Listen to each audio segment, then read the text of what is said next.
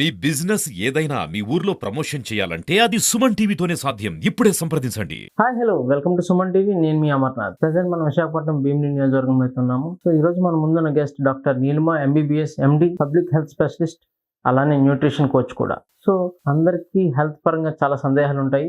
ఇటువంటి సందేహాల కోసం మనతో డిస్కస్ చేయడానికి ఈరోజు మన ముందున్నారు నీలిమ గారు. వెల్కమ్ టు సుమన్ టీవీ అండి. నమస్తే. Stress is nothing but the reaction of your body to changes or challenges. మీ లైఫ్ లో వచ్చే చేంజెస్ కానీ, లేకపోతే మీ బాడీలో వచ్చే చేంజెస్ కానీ, లేకపోతే ప్రాబ్లమ్స్ కానీ, ఛాలెంజెస్ కానీ, దానికి వచ్చే మీ బాడీ రియాక్షనే స్ట్రెస్ అంటారు. సో దానికి వేరే వేరే టైప్స్ ఉన్నాయి. అక్యూట్ స్ట్రెస్ అంటారు, తర్వాత ఎపిసోడిక్ అక్యూట్ స్ట్రెస్, లేకపోతే క్రానిక్ స్ట్రెస్. అది వీక్స్ మంత్స్ ఎక్స్టెండ్ అవుతే కనుక దాన్ని క్రానిక్ స్ట్రెస్ అని కూడా అంటారు అనమాట. సో ఈ స్ట్రెస్ సిమ్టమ్స్ ఏంటంటే త్వరగా అలసిపోవడం, కొంతమందికి డైజెస్టివ్ ప్రాబ్లమ్స్ వస్తాయి, కొంతమందికి చెస్ట్ పెయిన్ వస్తుంది, కొంతమందికి నర్వస్నెస్, యాంగ్జైటీ, గాబరా పడిపోవడము, తర్వాత కొంతమందికి మజిల్ ఏక్స్ అంటే మజిల్ పెయిన్స్, ఇవన్నీ కూడా వస్తాయి అన్నమాట. ఈ కొంతమందికి ఏంటంటే మానసికంగా పానిక్ అటాక్స్, కొంతమంది డిప్రెషన్లోకి వెళ్ళిపోతారు, కొంతమందికి వాళ్ళకి తెలియకుండానే గాబరాగా అయిపోతారు, గుండె గాబరాగా అలాగా అయిపోతారు అనమాట. సో అది సిమ్టమ్స్ ఆఫ్ స్ట్రెస్. సో ఈ స్ట్రెస్ వల్ల వచ్చే కాంప్లికేషన్స్ ఏంటంటే మెయిన్ మన ఇమ్యూన్ సిస్టమ్ మీద కాంప్లికేషన్స్ వస్తాయి.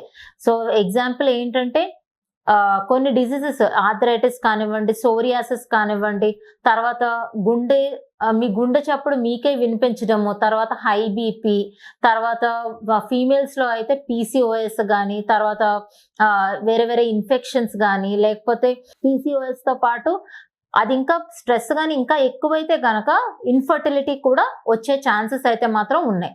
సో ఈ స్ట్రెస్ ని మనం ఎలా మేనేజ్ చేయాలంటే ఫస్ట్ థింగ్ ఏంటంటే మనము ఫిజికల్ యాక్టివిటీ అనేది వెరీ వెరీ ఇంపార్టెంట్.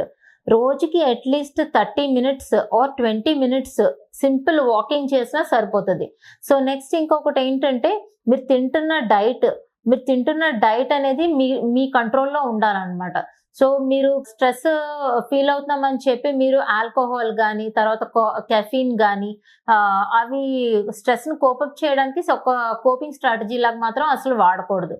నెక్స్ట్ ఇంకొకటి ఏంటంటే స్మోకింగ్ ఎంత అవాయిడ్ చేస్తే మీరు అంత మంచిది.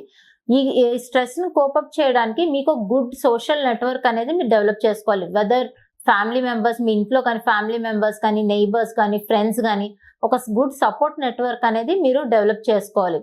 నెక్స్ట్ ఇంకొకటి ఏంటంటే మీరు పడుకునే ముందు ఆ రోజులో మీరు ఏమి అచీవ్ చేస్తారో దాని గురించి ఎక్కువ ఆలోచించండి.